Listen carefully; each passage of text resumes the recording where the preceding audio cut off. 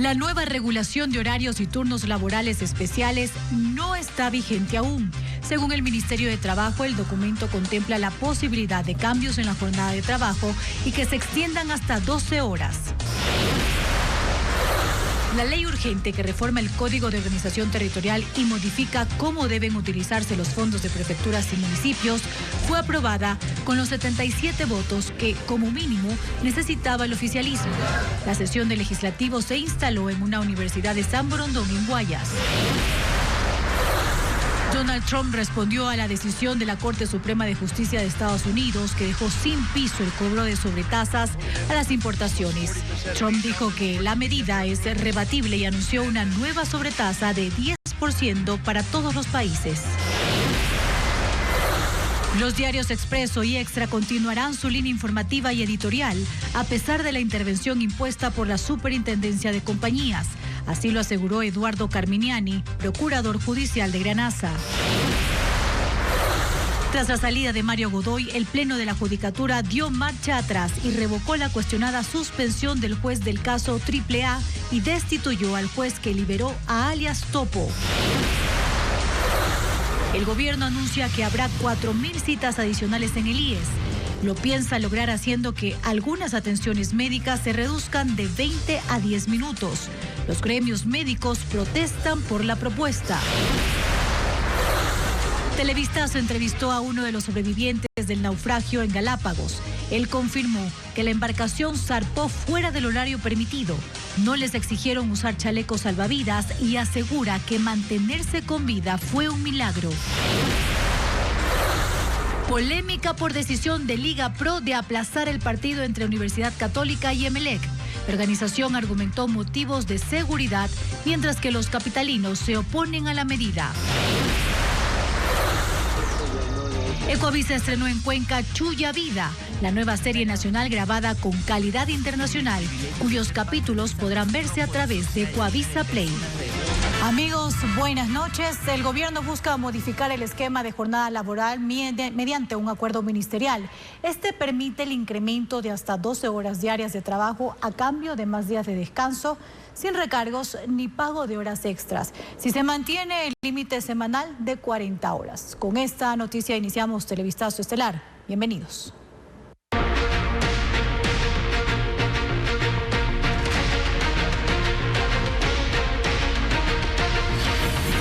Nuevas jornadas. Flexibilidad laboral. El documento para cambiar las reglas de la jornada de trabajo crea un modelo que permite distribuir las horas laborales en 4 días. Adriana Bermeo explica el contenido del acuerdo ministerial. El Ministerio del Trabajo busca cambiar las reglas para turnos y horarios especiales mediante un acuerdo ministerial que ya fue firmado por el titular de la cartera de Estado, Harold Burbano, la noche del miércoles. El documento señala que no requieren autorización del Ministerio del Trabajo y solo necesita acuerdo entre empleador y trabajador el incremento de hasta 12 horas diarias de trabajo a cambio de más días de descanso, sin recargos ni pago de horas extras si se mantiene el límite semanal de 40 horas. La aplicación de la jornada laboral eficiente para el desarrollo que permite distribuir las 40 horas semanales de trabajo en jornadas de hasta 10 horas diarias. Las horas laborales no necesariamente deben ser consecutivas. En el Código del Trabajo está vigente este tipo de jornada laboral conocida como prolongada, pero solo aplicable de forma excepcional y no en cualquier caso. Nos hicieron un flaco favor de algunas personas filtrar un acuerdo ministerial que está siendo puesto a discusión del Consejo Nacional de Trabajo y Empleo. Es un texto que no está vigente todavía, que no está publicado en el registro oficial, pero que sí es parte de una discusión nacional que tenemos que dar. ¿Qué es lo que se está planteando? No un aumento de la jornada laboral, se está planteando una dinamización de la jornada.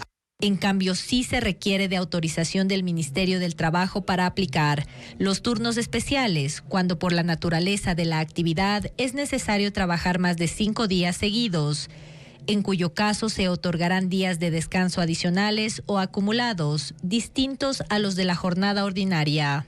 Esta modalidad también puede aplicarse cuando se trabaja menos de 5 días consecutivos, pero en periodos de descanso menores a 2 días seguidos. Y los horarios especiales, que son turnos rotativos, ya sean diurnos, nocturnos o mixtos, y pueden ser en jornadas continuas o discontinuas. El ministro del Trabajo, Harold Burbano, dijo este viernes en un evento público en Guayaquil que el documento se ha entregado también a empresarios y gremios sindicales para recibir sus aportes. Ahora bien, sin embargo, para los sectores sindicales y expertos laborales, el acuerdo que regula turnos y horarios especiales es una reforma encubierta que vulnera derechos. Sin embargo, el documento señala que se busca favorecer la empleabilidad. El acuerdo ministerial que redefine los turnos y horarios especiales de trabajo no solo ha generado reacciones, también acusaciones directas. Sindicatos y juristas sostienen que el documento es una reforma laboral encubierta, sin mayor deliberación ni debate legislativo. Hay una jerarquía normativa, una constitución, convenios internacionales, el Código del Trabajo y que un acuerdo ministerial no puede reformar fácticamente. Para el presidente del Frente Unitario de Trabajadores, Edwin Bedoya, el documento introduce una flexibilización laboral bajo la figura de mutuo acuerdo, algo que para él no existe cuando se trata de conservar el empleo. Pero en un país donde más del 60% está en la informalidad, ¿a qué trabajador, por el miedo de perder el puesto de trabajo, le va a decir no quiero adaptarme? El aumento de la jornada diaria de trabajo a un máximo de 12 horas, a cambio de que se otorgue al trabajador más días de descanso, es uno de los puntos más polémicos del acuerdo. El efecto entonces es el no pago de horas suplementarias o de recargos nocturnos incluso. Más bien es una lástima que aquellos que se han pegado a un código laboral obsoleto, que lo único que ha traído es un desempleo y un subempleo enormes al Ecuador, sigan aferrados a una discusión que no le beneficia al país. El documento afirma que las medidas se adoptan para favorecer la empleabilidad, la disminución de brechas y el empleo pleno, algo en lo que coincide el sector empleador. Fomenta la regularidad, la legalidad, y a la vez es una herramienta que le permite al negocio, a la industria, ser mucho más eficiente en sus costos, mucho más productivo, más competitivo. Los sectores sindicales analizan la posibilidad de presentar una demanda de inconstitucionalidad contra el acuerdo y levantar las mesas de diálogo que se mantienen con el Ministerio de Trabajo.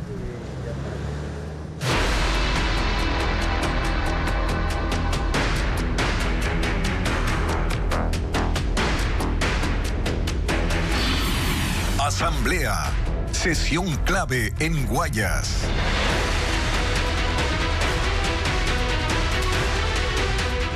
Y hoy la Asamblea Nacional sesionó fuera de su sede principal para debatir un proyecto de ley clave. Se trata de la normativa que controlará el uso de recursos de los municipios y las prefecturas. Diego Cuenca asistió al debate donde aprobaron la ley urgente enviada por el Ejecutivo con 77 votos a favor. El proyecto de ley urgente que busca regular el uso de los recursos de municipios y prefecturas se aprobó esta tarde con el mínimo necesario, 77 votos a favor. Otros 71 legisladores votaron en contra. Los correístas de la bancada de Revolución Ciudadana protestaron con carteles porque en el debate que se realizó esta tarde en la Universidad Ecotec en San Borondón, cuestionaron que los GATS tengan que destinar el 70% de los recursos a obra pública y el 30% al gasto corriente. Por ejemplo, para pagar los sueldos de funcionarios o para las fiestas de sus localidades. Que 12 millones de ecuatorianos al día de hoy recibimos agua no potable en nuestras llaves, en nuestros hogares. Eso significa que los alcaldes están fallándole a 12 millones de ecuatorianos al incumplir con su responsabilidad. La bancada oficialista aplaudió la aprobación de la Ley de Sostenibilidad y Eficacia del Gasto de los Gobiernos Autónomos y durante el debate sustentó que esa normativa busca mejorar los servicios básicos en los cantones. Se ha presentado un escenario en el que recortar el presupuesto a los GATS podría ser de alrededor de 960 millones de dólares. El debate, que duró más de 2 horas, se concentró en cuestionar a los municipios opositores al gobierno de Daniel Noboa. Solamente en el 2026 van más de 6 millones de dólares gastados en fiestas. Guayaquil, 494.000 dólares ya adjudicados. estados. Esa normativa, denominada económica urgente, pasó gracias a la bancada de ADN y sus aliados, mientras que el correísmo, 3 legisladores del Partido Social Cristiano y 3 de Pachacuti votaron en contra como ya lo habían anunciado. Es un proyecto que va a disminuir las rentas a los gobiernos autónomos descentralizados en un promedio de un 25%.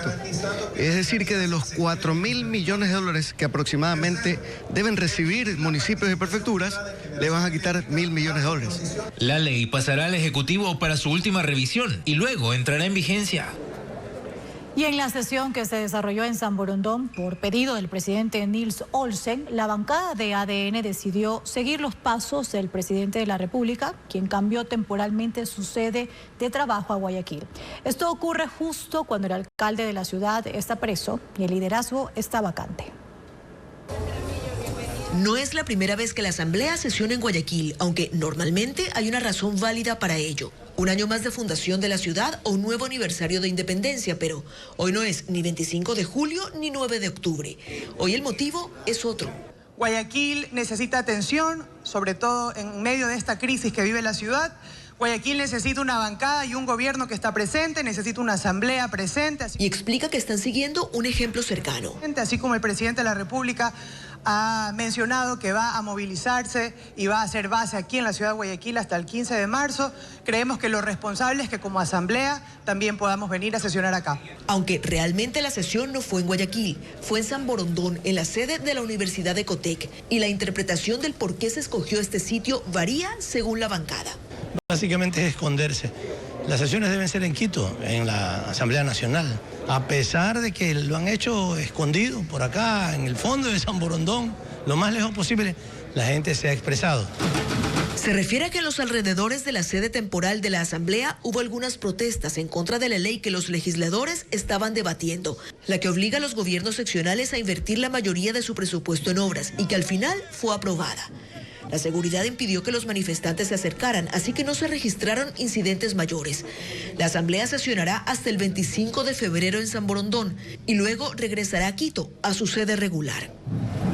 Mientras tanto, la cita extraordinaria del Consejo Municipal de Guayaquil se desarrolló en medio de un tenso ambiente político y críticas contra el gobierno.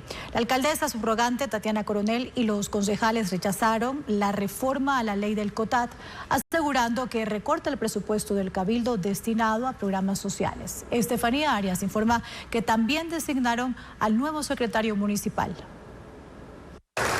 Fue el primer punto a tratar en la sesión extraordinaria del Consejo Municipal de Guayaquil, que se desarrolló este viernes en el Salón de la Ciudad. Jaime Tejada Franco es el nuevo secretario del Consejo Municipal por unanimidad.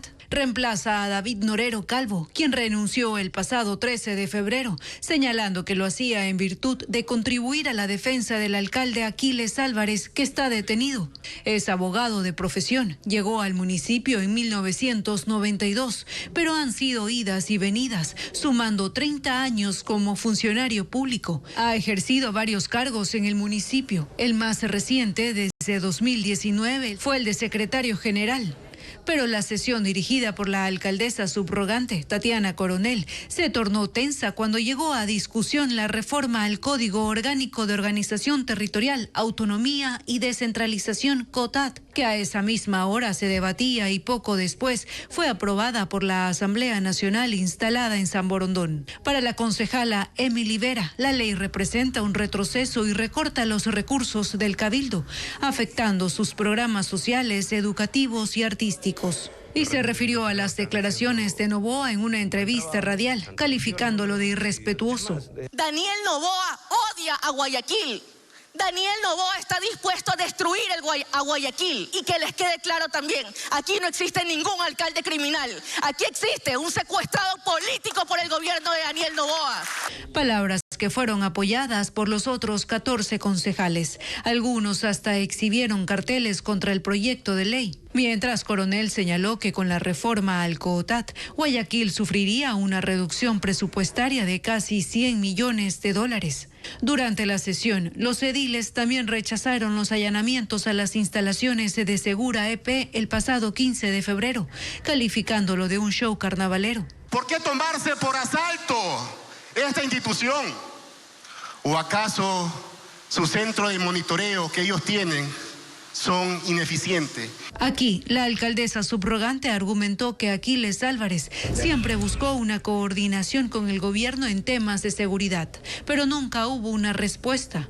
Las camionetas están siendo utilizadas antes únicamente por un agente de control, hoy también la utiliza la policía. Entonces, está trabajando en Segurep la gente de Segurep y también Policía Nacional. Antes de terminar la sesión, Coronel quiso aclarar algunos rumores sobre supuestas aspiraciones políticas internas. Pseudoperiodistas que hablan de que el Consejo está pegado con goma. Desde la siguiente semana nos verán recorriendo obras, inaugurando parques, canchas, porque vamos a seguir la planificación y la visión de ciudad que dejó el alcalde Aquiles Álvarez. Nos vemos en territorio a todos. Muchas gracias. Televistazo intentó abordar a la alcaldesa subrogante, pero salió por un costado del salón, evitando a la prensa. Una pregunta para Ecoavisa, por favor. El presidente de la República, Daniel Noboa, anuncia la construcción de una cárcel para 15.000 personas con el mismo sistema del encuentro.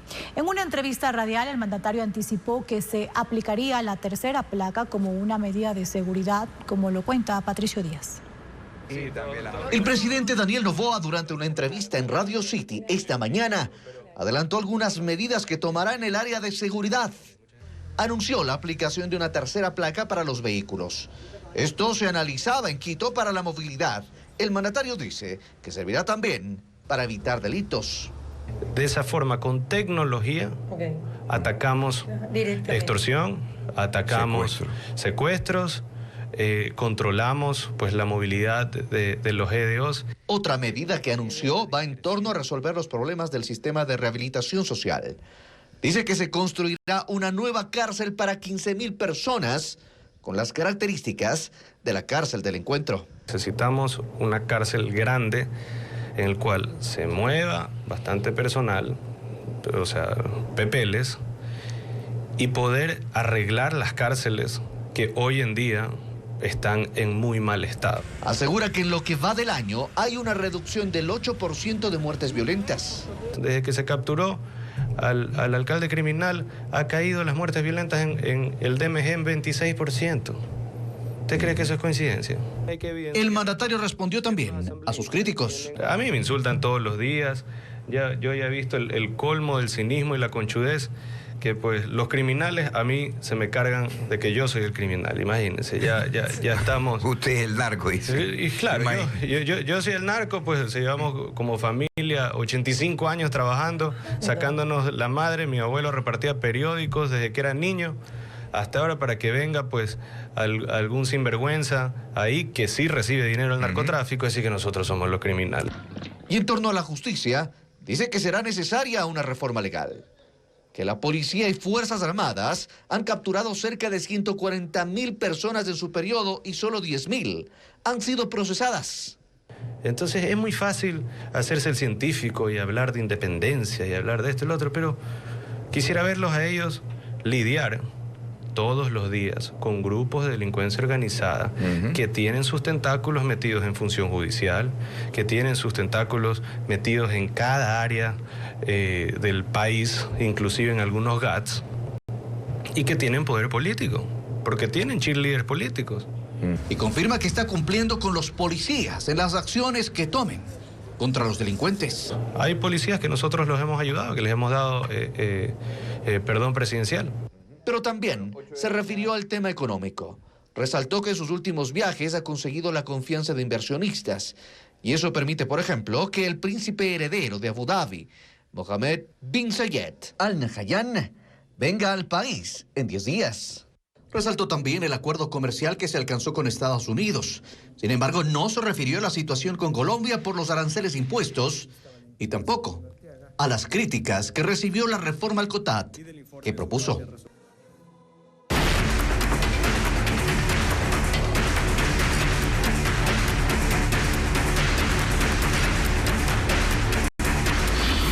Aranceles. Trump ignora a la Corte. La Corte Suprema de Justicia de los Estados Unidos declaró ilegales a las tarifas impuestas por Donald Trump a las exportaciones a escala mundial. Alegan que excedió su autoridad. Se estima que unos 175 mil millones de dólares en ingresos pueden verse afectados. Trump dijo que la decisión de la Corte es decepcionante y respondió con una imposición de aranceles extraordinarios del 10% a todas las importaciones. El reporte con Pedro Jiménez. La Corte Suprema de los Estados Unidos ha dado un golpe a la política arancelaria de Donald Trump, que en abril de 2025 estableció aranceles adicionales a las exportaciones de casi todo el mundo, con tarifas extraordinarias que iban desde el 10% hasta el 50% en casos como Brasil e India, y más todavía para China. Hoy la Corte, con una mayoría de 6-3, ha dicho que Trump violó la ley al imponer unilateralmente aranceles generalizados, que fue más allá de sus atribuciones, que era necesaria la aprobación del Congreso. Uno de los magistrados señaló que cuando el Congreso otorga la facultad de imponer aranceles, lo hace de forma clara y con restricciones rigurosas, que eso no ha ocurrido y que Trump se arroga una facultad extraordinaria con base en una ley que según la Corte es insuficiente. Trump había invocado la Ley de Poderes Económicos de Emergencia Internacional, argumentando principalmente el déficit comercial de Estados Unidos con prácticamente todos sus socios.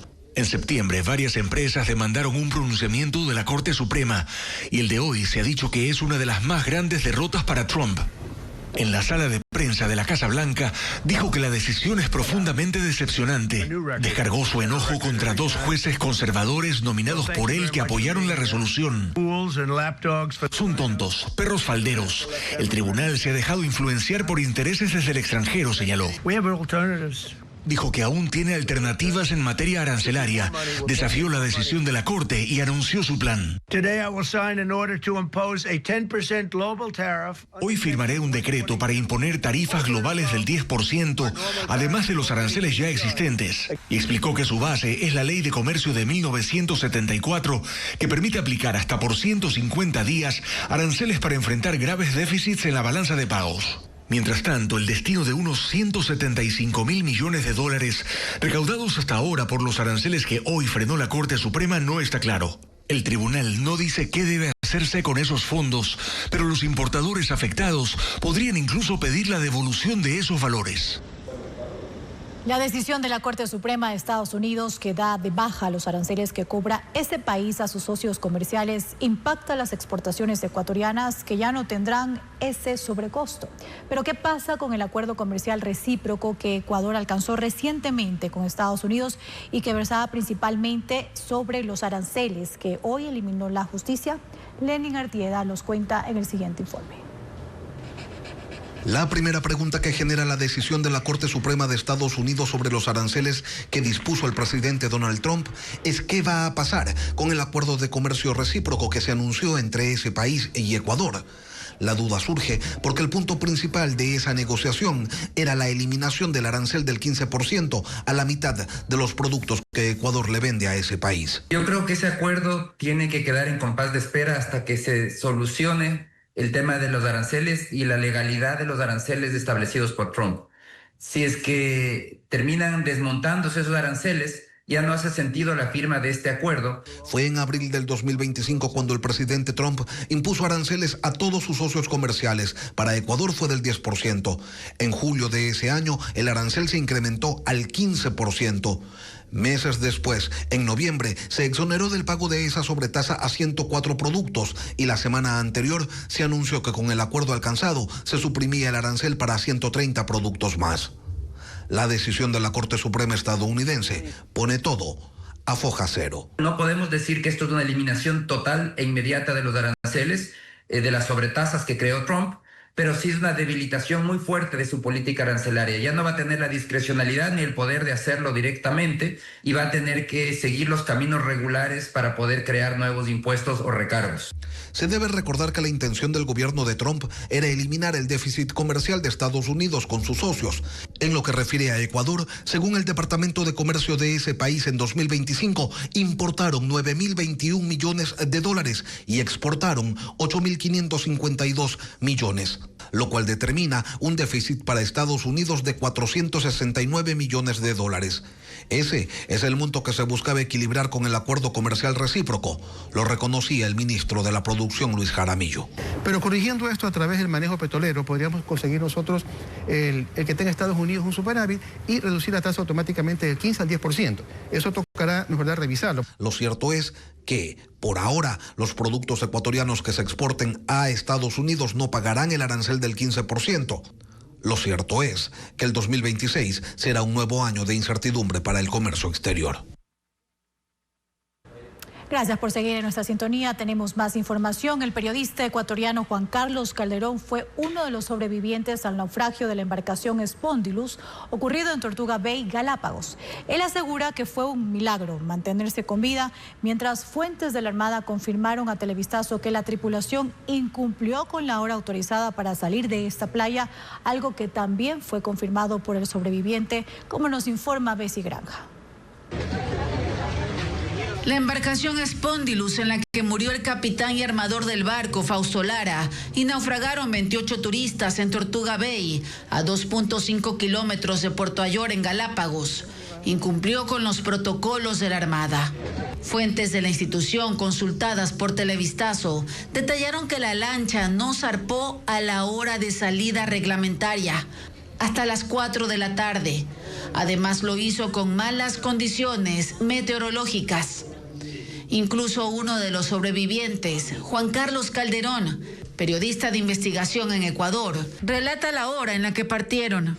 El barco llegó a pasadas las 5 y salió a muy buena velocidad, pero estaba muy picado el mar, había una tormenta. Algo le pasó al motor porque como que se golpeó con algo. Y se paró el motor y siguió con un solo motor, pero ya como bamboleándose mucho. Nunca nos dijeron que nos pusiéramos los chalecos. Nadie controló nada. Él considera que fue un milagro mantenerse con vida junto a su hija y esposa. Yo escuché y vimos cómo el barco se rompió y empezó a entrar agua por todos lados y se armó el pánico y el barco se viró. Alguna gente se quedó atrapada ahí, entre ellos mi esposa, que pudo salir. Se quedaron mucha gente y logramos salir, no sé cómo. En la lancha habían familias extranjeras, entre ellos 4 niños. Yo vi pasar el cadáver del capitán, y llovía mucho y fuimos avanzando, por ejemplo, en mi caso, con mi hija y mi esposa, los 3 juntos, nadando y tratando de alcanzar la costa, y otros grupos venían junto a nosotros, otras de nosotros, todos en familias. Y un señor de Estados Unidos pudo rescatar su celular, no sé cómo, y con eso llamamos al 911. Este es el segundo accidente que se da en menos de un año. En junio pasado también se rescataron a 28 personas en Tortuga Bay. Hasta el cierre de este reportaje se desconocen qué sanciones o controles adoptarán las autoridades para evitar más víctimas por estos siniestros.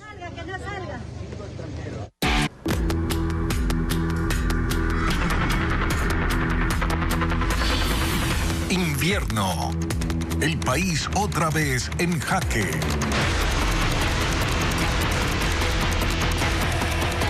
Una intensa tormenta se registró la tarde y noche de ayer en Guayaquil y cantones aledaños. El fuerte temporal obligó a suspender el servicio de la aerovía. Asimismo, hubo sectores inundados en el norte y centro de la ciudad, como lo informa Valeria Gómez.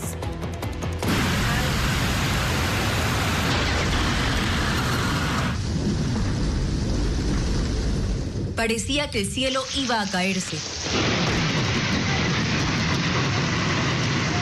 Los relámpagos lo iluminaban una y otra vez, y los truenos hacían retumbar techos y calles.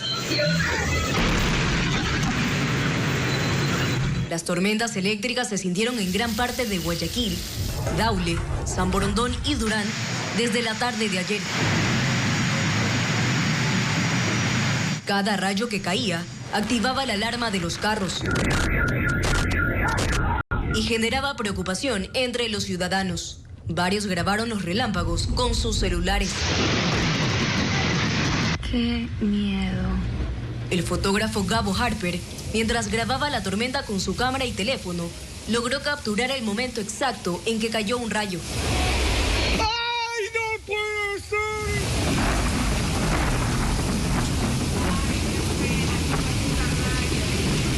El ECU 911 también difundió la imagen de un relámpago impactando en medio del río Guayas.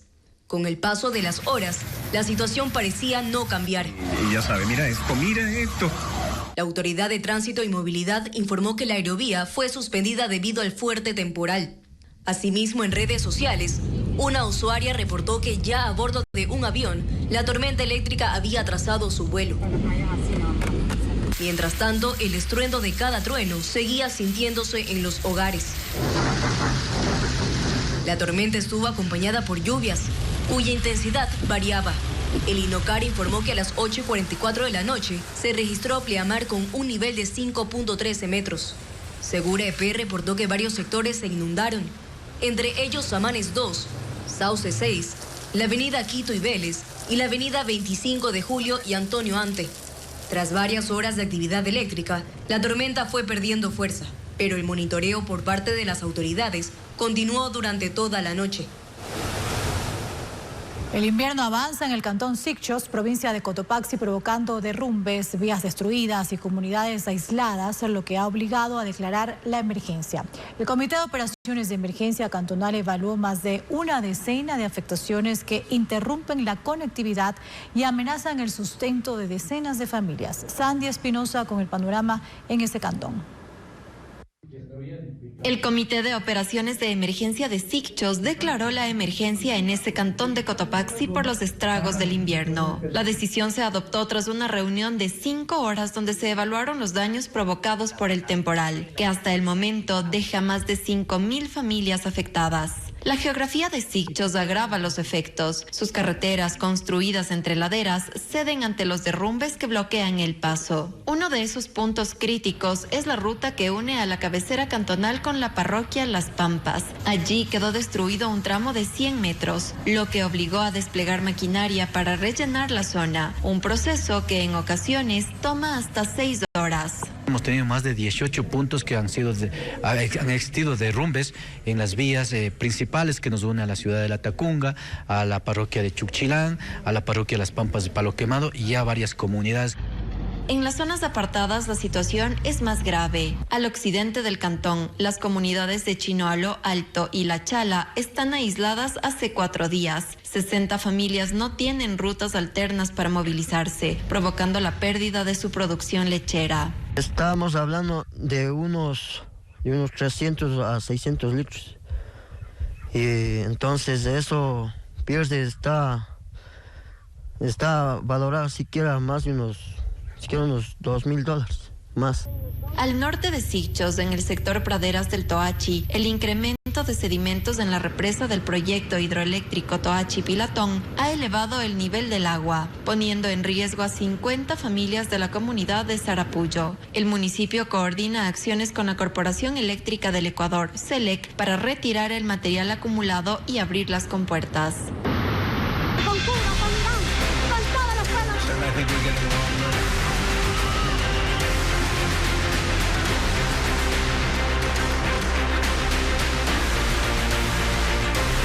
Mundo. El mal tiempo en Arequipa, en el sur de Perú, deja a 2 muertos y 400 casas afectadas por el lodo. Torrentes que bajan de las montañas y ríos desbordados han inundado parte de la ciudad y arrastrado decenas de vehículos. Lluvias extremas de los últimos días provocan el desbordamiento de ríos, quebradas y canales en Arequipa. En el centro de la ciudad, superó sus niveles, salió de su cauce y las consecuencias quedaron a la vista. 20 automóviles fueron arrastrados por torrentes de agua y lodo que llegaron luego hasta las casas. Unas 400 están afectadas por el temporal que deja además 2 fallecidos. Una mujer fue arrastrada por la corriente y un hombre murió por la caída de un rayo. La acumulación de lodo y piedras ha obligado a cerrar tramos de una carretera. Hay pérdidas económicas y restricciones al comercio. Autoridades mantienen activas las alertas meteorológicas por la continuación de lluvias en febrero y en marzo. Mientras que en todo Perú, un conteo de la Defensa Civil, que abarca el periodo desde diciembre hasta inicios de esta semana, indica que 59 personas han fallecido por causas relacionadas a las lluvias. Mientras la justicia de Perú citó al nuevo presidente interino, José María Balcázar, a juicio oral por el supuesto delito de apropiación ilícita. Balcázar está señalado por el presunto mal manejo de fondos institucionales cuando fue decano del Colegio de Abogados de Lambayeque entre 2019 y 2022. De no asistir a la audiencia, se podría emitir una orden de captura en su contra. José María Balcázar fue investido como jefe de Estado interino el 18 de febrero de 2026 y en menos de 24 horas ya ha sido citado por el Poder Judicial de Perú. La Fiscalía lo acusa de no rendir cuentas claras sobre fondos institucionales recaudados cuando fue decano del Colegio de Abogados de Lambayeque entre 2019 y 2022. Un proceso activo desde hace 3 años. La denuncia fiscal se basa en peritajes que detectaron saldos irregulares en cuentas bancarias vinculadas a su gestión, mientras que el Colegio de Abogados denunció que Balcázar depositó dinero de la institución en cuentas personales, por lo que fue expulsado definitivamente por faltas éticas, civiles y penales. El juicio oral está programado para el 16 de junio, con sesiones adicionales el 23 y el 30. Hay varios testigos y peritos contables que se presentarán a declarar. Si Balcázar no asiste sin justificación válida, se puede emitir una orden de captura y avanzar con el proceso aunque esté ausente. Esta causa penal no significa una destitución automática del mandatario interino. Para ello es necesaria una nueva moción de censura en el Congreso o una declaración de incapacidad conforme a la Constitución. El equipo legal del expresidente peruano Pedro Castillo presentó oficialmente una solicitud de indulto presidencial ante el despacho del actual mandatario José María Balcázar. El pedido cuenta con la firma del ex jefe de Estado, quien permanece recluido en el penal Barbadillo. Su abogado argumenta que la condena por conspiración para rebelión se produjo en un contexto de presunta persecución política y con irregularidades. Según el jurista, esto habría afectado el debido proceso, incluyendo la presunción de inocencia y el derecho a una defensa efectiva, lo que, según afirma, justificaría el indulto, aunque el actual mandatario ya ha dicho que un indulto para Castillo no está en su agenda.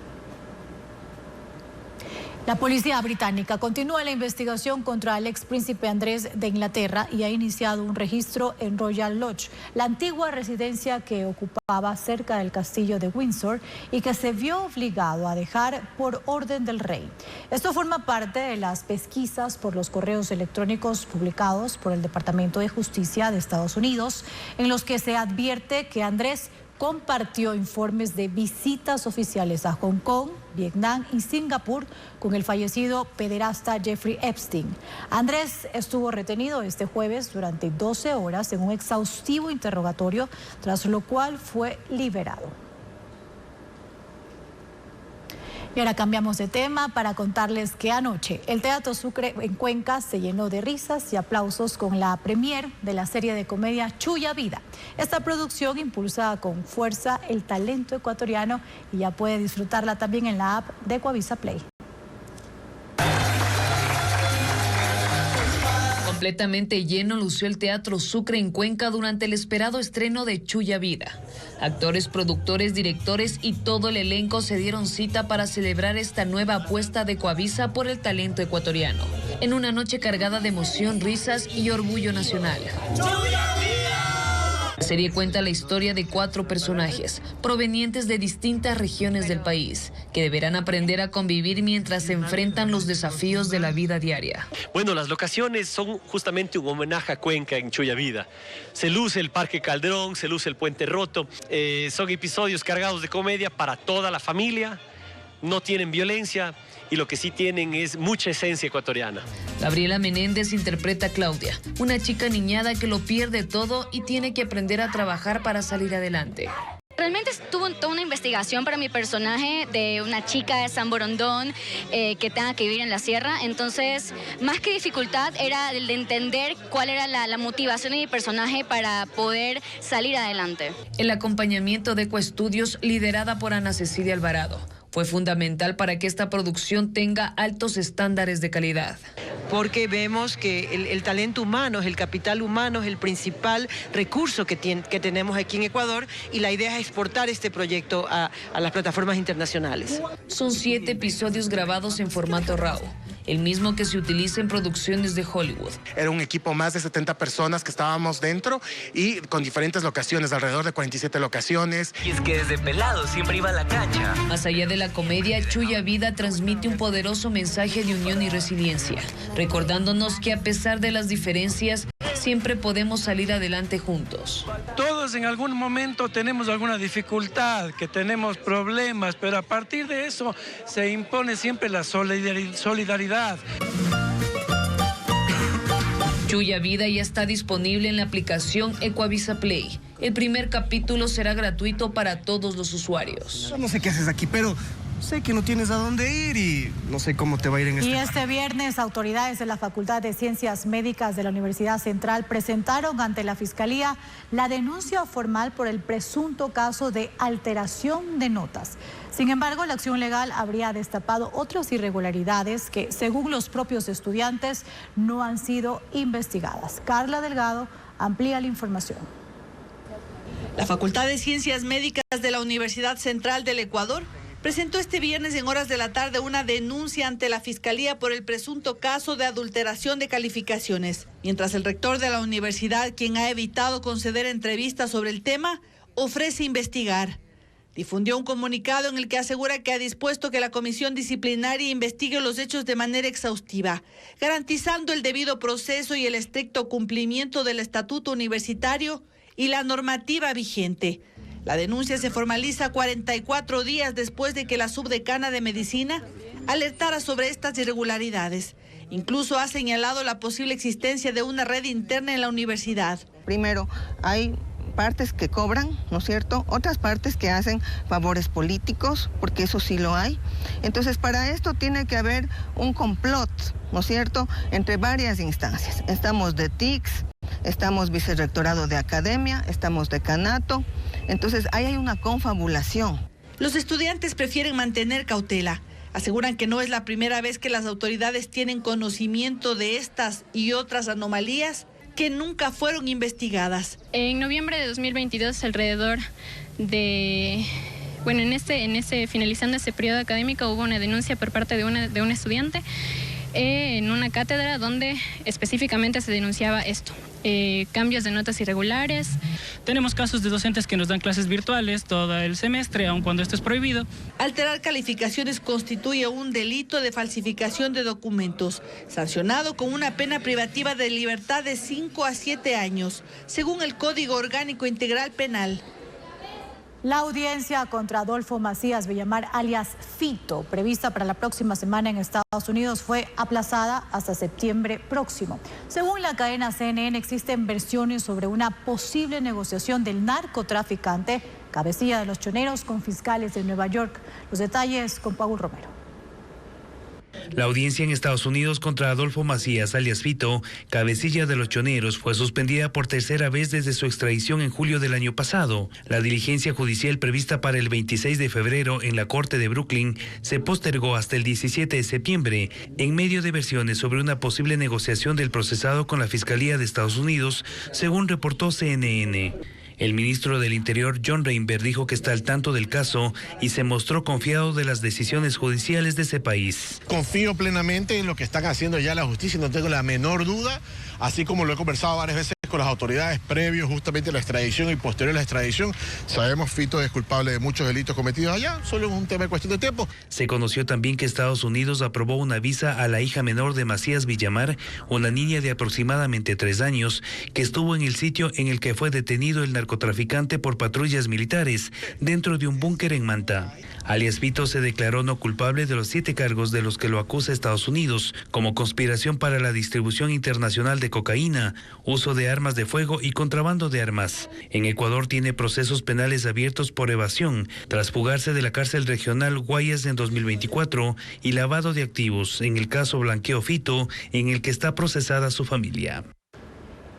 Y un tribunal dictó la pena máxima de 40 años de cárcel contra Andreina Lamota, la mujer que asesinó y descuartizó a su madre en su domicilio. en Sauces 9, en el norte de Guayaquil. Según la Fiscalía, los magistrados se acogieron a las pruebas que determinaron que la moto actuó con alevosía y ensañamiento contra su madre, Marta. Tras su detención, la mota confesó que mató a su progenitora mediante asfixia para luego desmembrar el cadáver utilizando herramientas. Los restos de la víctima fueron hallados el 16 de octubre de 2025, ocultos en una lavadora y un recipiente plástico.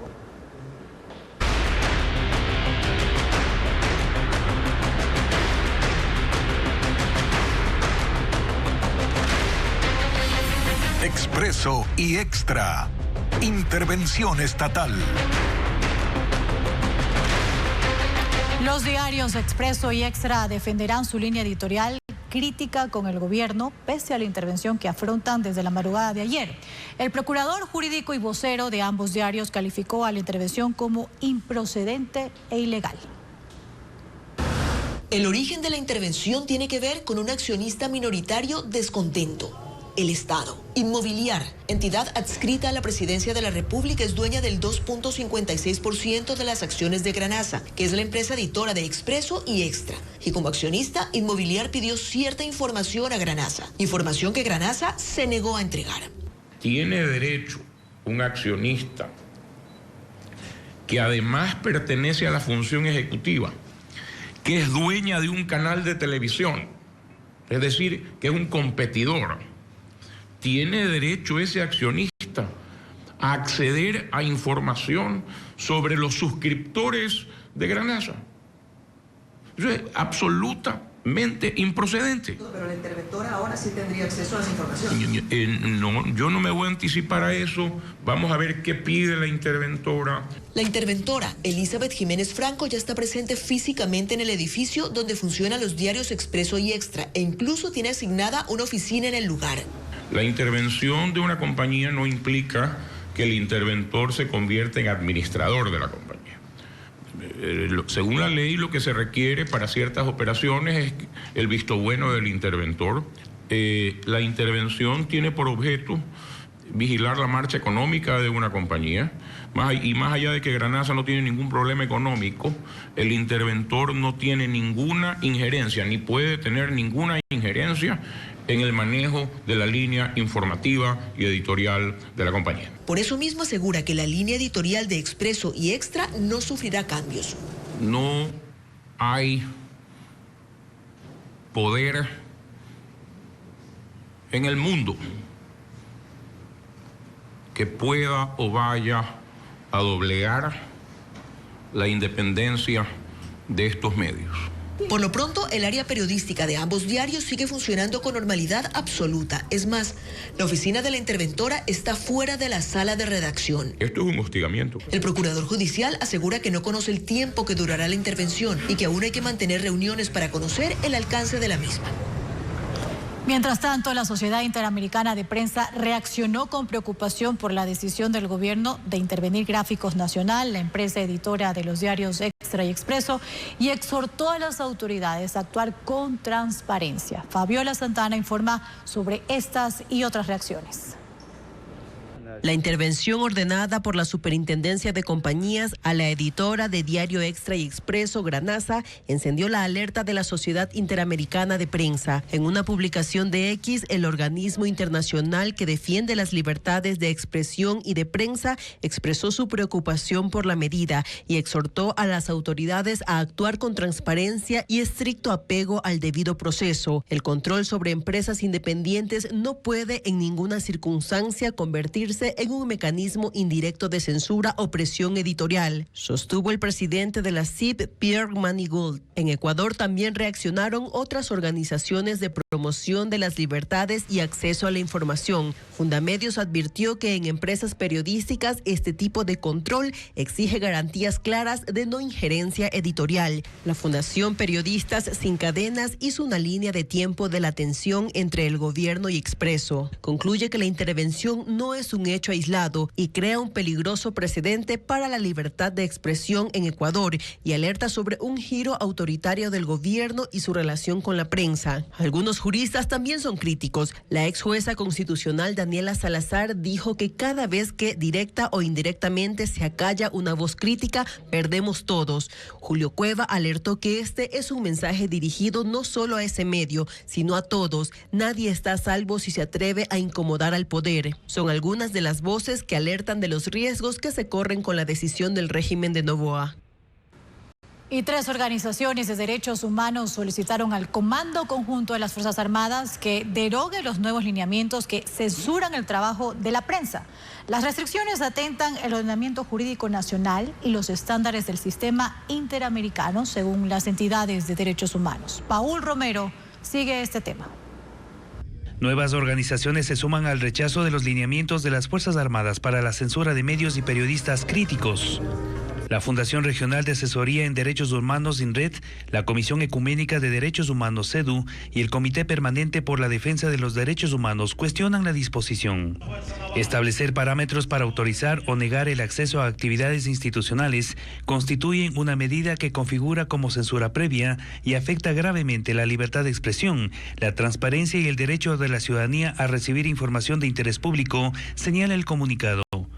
El 28 de enero el Comando Conjunto emitió lineamientos para evaluar a los medios según su línea editorial y acreditar coberturas. El proceso de acreditación dispuesto no puede condicionar el ejercicio pleno de los derechos constitucionales e internacionales, aún más cuando se afecta la rendición de cuentas, la transparencia, la eficiencia y eficacia del Estado, y las organizaciones aclaran que las autoridades del Comando Conjunto están sometidas a la Constitución y a los tratados internacionales que reconocen el libre ejercicio de los derechos humanos. Además, consideran que la democracia se sostiene sobre la existencia de una prensa libre, independiente y plural, por lo que instan al Ministerio de Defensa y al Comando Conjunto a revisar y derogar cualquier disposición de censura previa que limite injustificadamente el ejercicio del periodismo. Ante las críticas, el Comando Conjunto informó que la matriz de la calificación de medios está en análisis.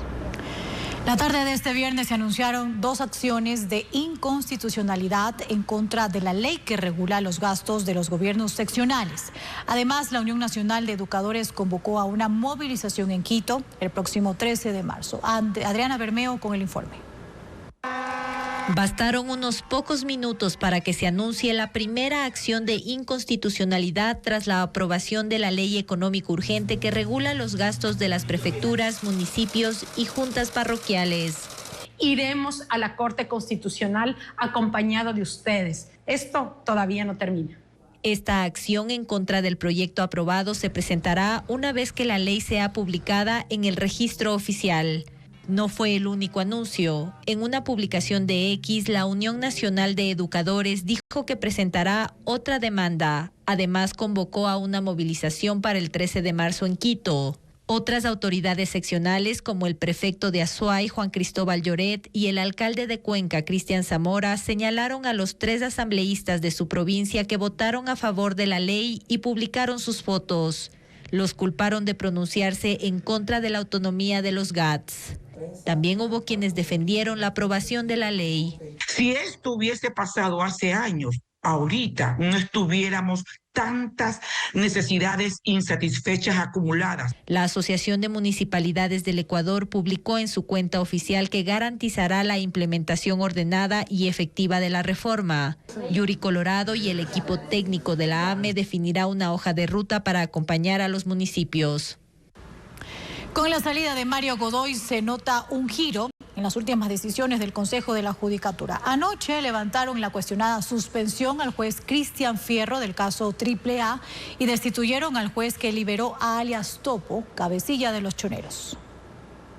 La destitución de Mario Godoy se nota en las últimas decisiones del Consejo de la Judicatura. Ayer, el Pleno dio marcha atrás y revocó la suspensión que impusieron el 4 de diciembre al juez anticorrupción Cristian Fierro, por pedido del fiscal encargado Carlos Alarcón. Él lo acusó de demorar el caso AAA, pese a que ya estaba fijada la fecha del juicio. Durante el juicio político a Godoy, Fierro contó que la sorpresiva sanción le llegó justo después de que él y el juez Carlos Serrano, hoy exiliado, sentenciaran al serbio Yesdimir Serdán, ex cliente de la esposa de Godoy.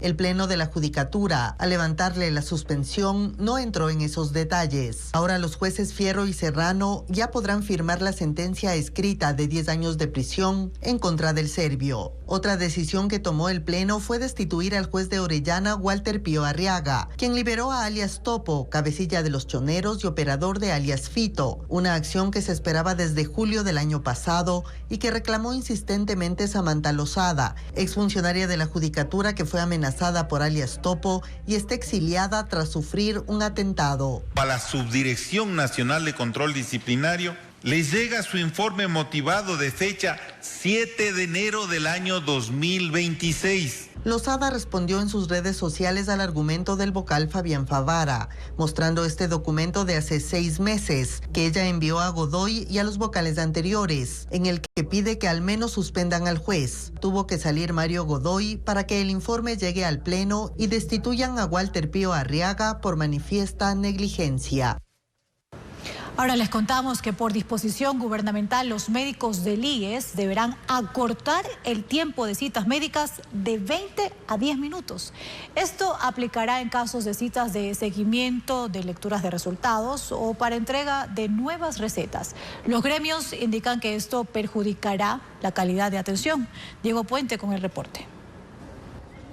Para enfrentar la crisis de turnos para atención médica en el IES, el gobierno implementó cambios. En un boletín de prensa asegura que optimizó el sistema para aumentar 4.000 turnos a los 50.000 que ya se entregan diariamente a escala nacional. ¿Cómo lo conseguirá? El gobierno plantea recortar los tiempos de consultas médicas en ciertos casos. Es decir, un médico no atenderá a un paciente en 20 minutos, como se hace actualmente, sino en 10. Esto, según personal del IES que prefiere no identificarse, se aplicará para citas de seguimiento, de lectura de resultados o en las que solo renuevan las recetas de enfermos crónicos. Los gremios médicos rechazan la medida. Dicen que desde hace un año y por disposiciones informales ya venían acortando el tiempo de las citas a 15 minutos y que reducirlas más va en contra de todos los parámetros técnicos de salud. Va a comenzar a haber mala práctica, ¿no es cierto? Mala práctica profesional y los pacientes van a tener que ser derivados a instituciones particulares. Parte de los cambios, dice el gobierno, es que los médicos agenden directamente citas subsecuentes y que el paciente no pierda tiempo consiguiendo una nueva, como ocurre actualmente. Pero el IES indica que eso estará sujeto a disponibilidad y no será una regla general. Los médicos advierten que si no se dialoga sobre esta medida, derivará en la renuncia de profesionales de calidad que no estarán dispuestos a tener una sobrecarga de trabajo. Televistazo hizo un ejercicio para conseguir una cita médica. En los canales digitales fue imposible y en el call center del IES las llamadas no conectan con los operadores y se cierran automáticamente. Y el sistema público de salud enfrenta uno de sus momentos más críticos. Un informe oficial revela que el abastecimiento en hospitales apenas supera la mitad de lo requerido a escala nacional. En varias provincias las cifras caen a niveles alarmantes, afectando directamente a médicos y pacientes. Carla Delgado detalla la situación. El abastecimiento de los hospitales del Ministerio de Salud Pública ya entró en números rojos. Un informe del propio ministerio al que tuvo acceso Televistazo revela que el promedio nacional alcanza el 54%.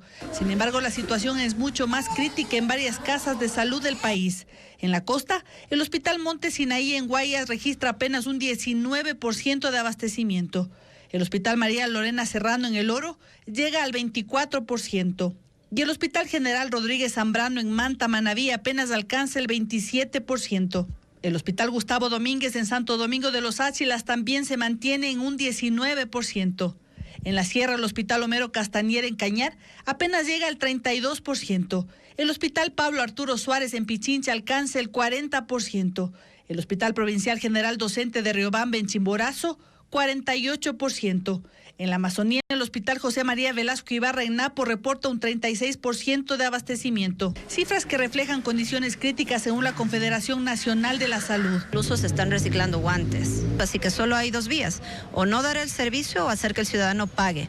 Las consecuencias más graves del desabastecimiento las enfrentan los pacientes con enfermedades catastróficas.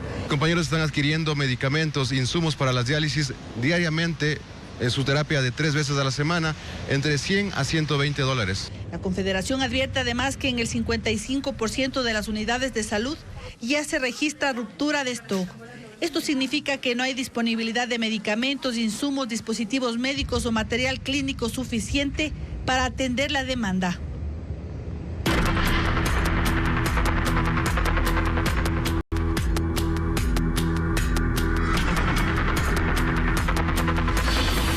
Invierno.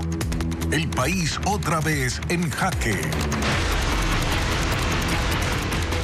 Por segundo día consecutivo, comunidades, Fuerzas Armadas y maquinaria pesada continúan con la limpieza de lodo tras el aluvión que afectó a 5 barrios de Alausí. La línea férrea también sufrió graves daños. En un tramo de 5 kilómetros, el material arrastrado cubrió rieles y durmientes y destruyó aproximadamente 30 metros de vía. Ángel Pilatuña con la información. 5 kilómetros de la línea férrea resultaron afectados tras el aluvión registrado el pasado miércoles en Alausí, provincia de Chimborazo. Lodo, piedras y árboles descendieron por las quebradas, impactando con fuerza en el tramo Alausí-Nariz del Diablo. La fuerza del deslave arrasó parte de los rieles y durmientes en un tramo de 30 metros y taponó 2 alcantarillas, complicando aún más la situación. Al momento, 25 personas entre operadores, maquinistas y ciudadanos trabajan en la limpieza de los durmientes y rieles desde el kilómetro 137 hasta el 141. Reventó la vía, se llevó más de 6 rieles en esta parte donde estamos. El grupo de ferroviarios estamos activados para poder hacerlo manualmente, pero es imposible. La operación del tren dependerá de la culminación de los trabajos de limpieza y evaluación técnica. Cada fin de semana la actividad turística genera alrededor de $70,000 en Alausí entre venta de boletos, hospedaje y consumo en restaurantes de los turistas. Mientras tanto, por segundo día consecutivo, comunidades indígenas, personal de las Fuerzas Armadas y trabajadores municipales continúan retirando el lodo de las calles. Entre las jornadas hay breves pausas para alimentarse y luego retoman las labores. Miriam Mancheno relató que el agua y el lodo alcanzó hasta 1 metro de altura, ingresaron a su vivienda y destruyeron sus enseres. Recién estamos sacando poco a poco, pero la mayoría de cosas no vale, la ropa. Más de 50 maquinarias entre tanqueros, cargadoras, retroexcavadoras y volquetas trabajan en la remoción de lodo. Están distribuidas en distintos puntos de la ciudad y en la vía panamericana E35. Está muy afectado con este sedimento que ha bajado desde las altas montañas y eso estamos tratando de meter con 10 maquinarias. Hoy mandé nuevamente 7 tanqueros de agua. Los trabajos se intensifican en este segundo día de limpieza tras el aluvión que afectó a 5 barrios del cantón Alausí. Cientos de familias de varias comunidades de Vinces están en riesgo de quedar aisladas por daños en un muro de contención, mientras que en Quevedo el colapso de un ducto cajón afectó a 4 viviendas. Odette Camacho tiene las imágenes. La temporada invernal deja daños en un muro de contención y un sistema de alcantarillado, bienes públicos en la provincia de Los Ríos. El incremento del caudal del río Pula ha erosionado aproximadamente 500 metros lineales del muro de contención en el recinto Bahía Carrillo, parroquia Antonio Sotomayor al sur del cantón Vinces. Otros recintos como 15 de agosto, Palizada, La Italia y El Cairo también se encuentran en riesgo. En total, unas 270 familias podrían quedar aisladas si el muro colapsa, como ha ocurrido en inviernos anteriores. En la zona existen alrededor de 100 hectáreas de cultivos de banano y cacao que también resultarían afectadas ante un eventual colapso de la estructura. Mañana vamos a traer la excavadora y vamos a tratar de este muro hacerlo un poquito más atrás para que no se siga yendo. La parroquia Antonio Sotomayor, que agrupa cerca de 50 recintos, registra varios puntos críticos identificados por las autoridades frente a la temporada invernal. Mientras tanto, en el cantón Quevedo, el colapso de un ducto cajón en la parroquia Viva Alfaro ha generado daños estructurales en al menos 4 viviendas, cuyos pisos y paredes presentan fisuras. Según la Dirección de Gestión de Riesgos, las viviendas no debieron construirse sobre la obra de evacuación de aguas lluvias. La avenida Vicente Rocafuerte fue cerrada al tránsito vehicular mientras el municipio analiza la construcción de un nuevo ducto cajón en el sector.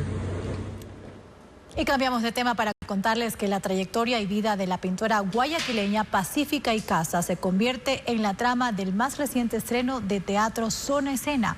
Icaza fue la dueña original de la vivienda donde hoy funciona ese escenario teatral en la calle Panamá. Diana León nos muestra más.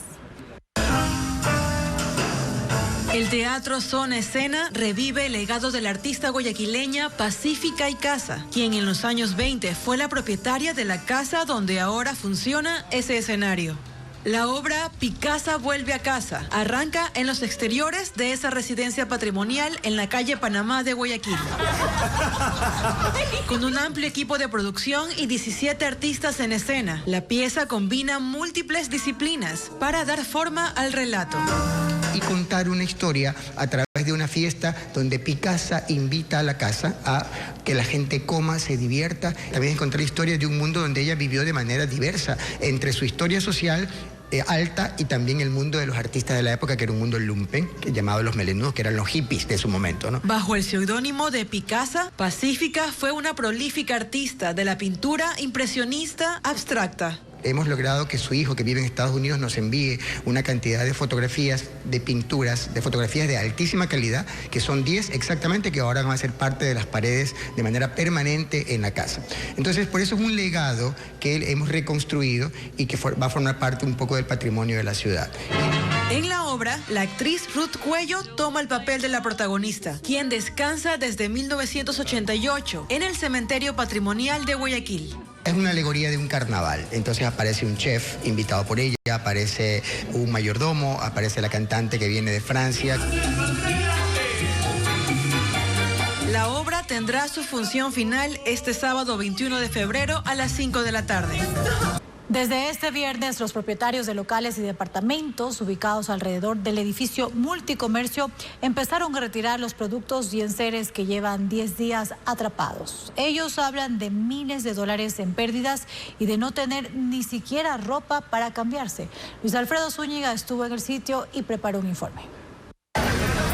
Llegaron con sus trabajadores, carretillas de carga, cajas, sacos y camiones. Se registraron con la policía, también con Segurep, cédula en mano, una revisión e ingresaron.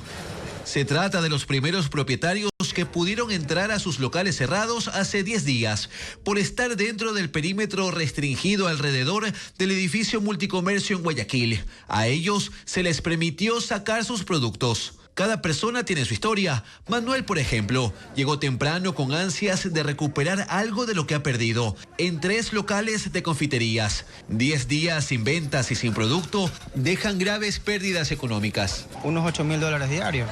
Chocolate, caramelo, galletas, de todo lo que es confitería. Toda la mercadería está ahí.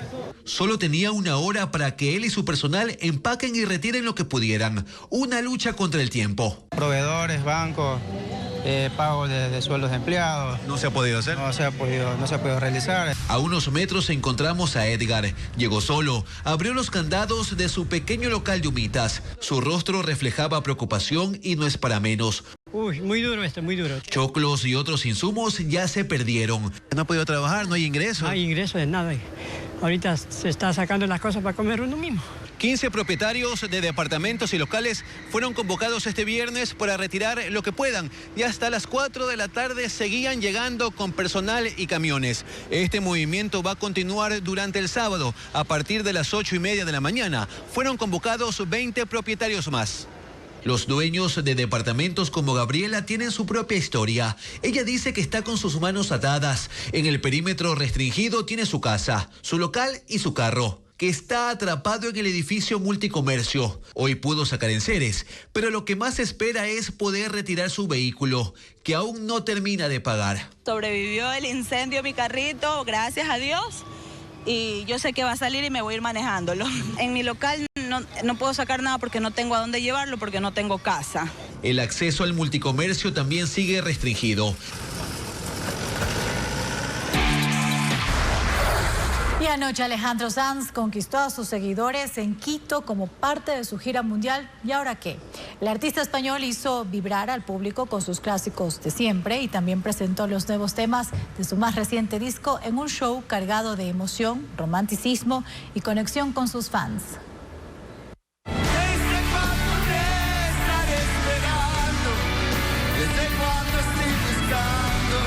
Con la canción ¿Desde cuándo?, el cantante español Alejandro Sanz llenó de romanticismo el Estadio Olímpico Atahualpa. Saludó con cariño a los quiteños y recordó los temas que marcaron sus inicios. Sonaron clásicos como Por Bandera, Amiga Mía y Mi Soledad y Yo.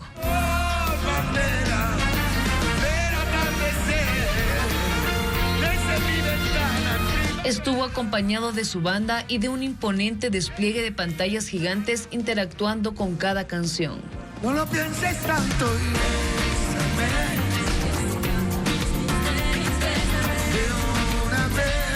y En casi 2 horas el español cambió de vestuario, conversó con el público e interpretó canciones de su más reciente producción ¿Y ahora qué?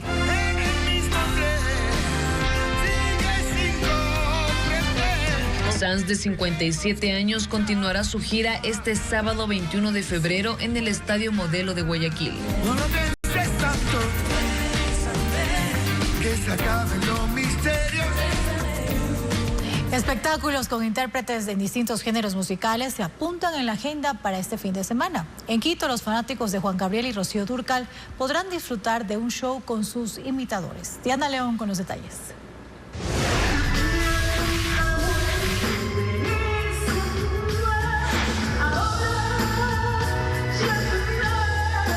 Los famosos imitadores de Rocío Dúrcal y Juan Gabriel se unen para el espectáculo Siempre Juntos. Con mariachi en vivo y varios cambios de vestuario, los cantantes interpretarán temas icónicos como Amor Eterno, Costumbres y Querida. Su presentación en la capital será este domingo 22 en el Teatro San Gabriel a las 8 de la noche.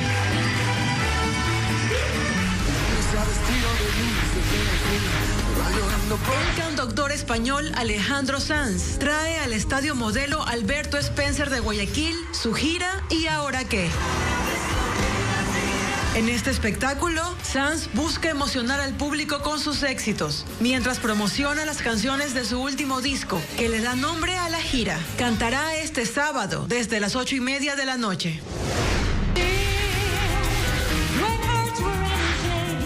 La soprano ecuatoriana María Isabel Albuja ofrecerá este domingo una única función de su espectáculo al estilo Broadway. La artista presentará canciones de distintos géneros, acompañada en el escenario por 14 músicos.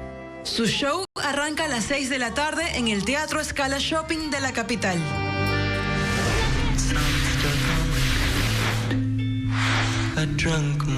Desde Estados Unidos, el guitarrista Devendra Banhart llega al Teatro Pumapungo de Cuenca para compartir con el público.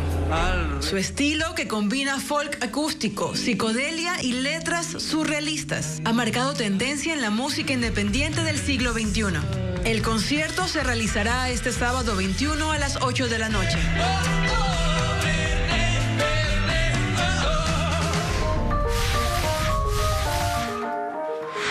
Jornada musical gratuita y al aire libre es la propuesta del Patio del Arupo para este domingo.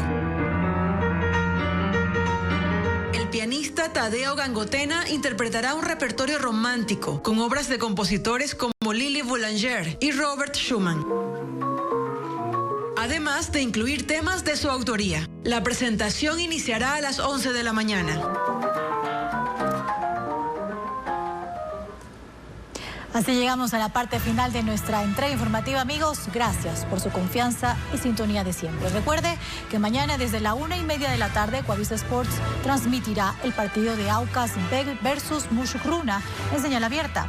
Además, las noticias se actualizan minuto a minuto en ecuavisa.com, Ecuavisa Play y en nuestras redes sociales. Información verificada con el sello de Televistazo. Excelente fin de semana. Buenas noches.